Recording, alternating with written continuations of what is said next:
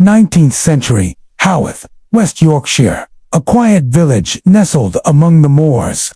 Its cobbled streets twisting tightly around the old parish church. To the passing eye, it looked peaceful, picturesque even, but beneath the surface, Howeth was dying. It was a place steeped in decay, where the air stank of rot and sickness, and where the water itself whispered death. The wind carried the stench of open drains. The streets overflowed with filth, and the very lifeblood of the village, its wells, had turned against it. Here, under the shadow of the Brontë parsonage, life was short and cruel. Death lingered in every doorway. Children rarely lived long enough to remember their mothers' faces. Today, Howeth is quiet, unnaturally so. Its cobbled streets lie empty beneath a gray sky, and the rain falls softly over the graves that line the churchyard. Tourists no longer fill the narrow lanes. Only the ghosts remain. The echoes of laughter that once rose from the parsonage have long since been swallowed by silence. It's the perfect day to remember the horrors that once ruled this place, when Howeth was known as the village of the dead. When the Industrial Revolution swept through Yorkshire, Howeth grew, but so did the filth. With no sewage system, human waste, animal blood, and household refuse poured freely through the steep streets. When the rains came, it all washed through the village like a tide of disease. Still, the people drank. They had no choice. Their only water came from pumps and shallow wells. Many dug dangerously close to set. Others drew their supply from the churchyard itself, a graveyard, so overcrowded that bodies were buried barely beneath the surface. The ground swelled and leaked with decomposition, the soil turning dark with the fluids of the dead. Every drop of water carried death. Even the cattle refused to drink from it, backing away from the green, stinking pools that festered in the heart of the village.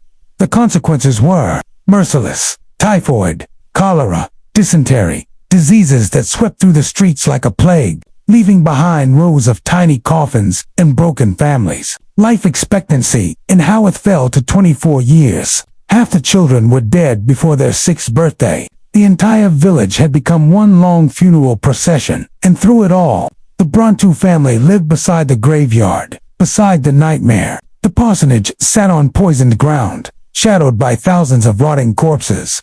Even their private spring could not escape contamination. They breathed the same infected air, drank from the same cursed earth. Charlotte Brontë, who would one day write Jane Eyre, died in 1855 of tuberculosis, but some whispered that it was the fever from Howeth's poisoned wells that finished her. Death had found its way into their home, as it had into every home in the village.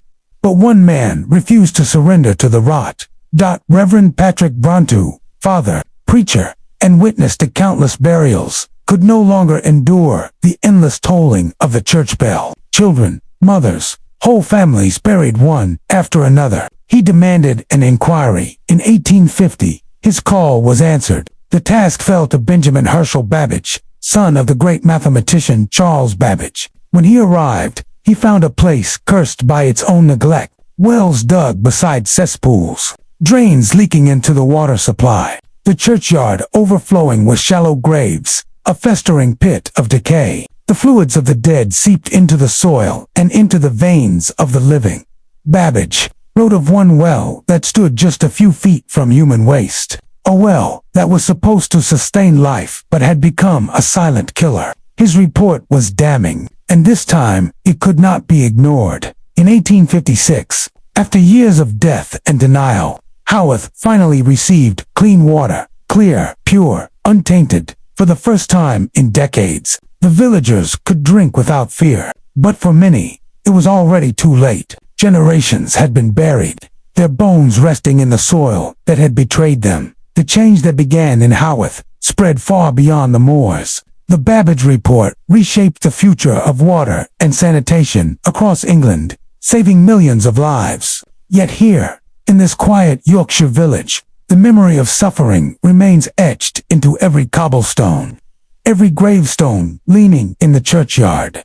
The Brontë sisters carried that darkness in their hearts. You can feel it in their words, the sorrow, the loss, the sense that life itself is fragile and haunted. It was born from this soil, from the poisoned earth of Howeth. And if you stand on the moors today, When the fog rolls low and the rain falls heavy, you might still hear it, the toll of a distant bell, the whisper of a mother's grief, the echo of children who never grew old, their voices carried on the wind that haunts the village of the dead.